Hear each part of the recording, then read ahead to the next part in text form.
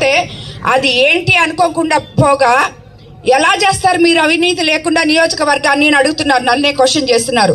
అదే చెప్తున్నాను వాళ్ళకి, నేను అది చేసి చూపిస్తాను.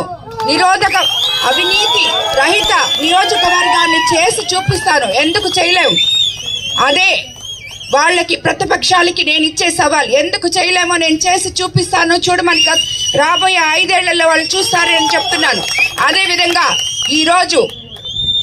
ఈరోజు విజయసాయిరెడ్డి గారు మాట్లాడుతూ నాకు చదువుకోమని చెప్పాడు. సరిగ్గా నేను చదువుకున్నాను ఆల్రెడీ, కానీ చదువు ఉంటే సరిపోదు, సంస్కారం కావాలి. ఆ సంస్కారం లేని చదువు ఉండే సంస్కారం ఉండాలి. ఆ సంస్కారం లేని ఈ నాయకులు ఏం మాట్లాడుతున్నారో ప్రెస్టేషన్ లో వాళ్ళకే అర్థం కావట్లేదు. నేను పల్లెలు పట్టణాలుగా తీర్చిదిద్దుతానని చెప్పాను. అదేంటంటే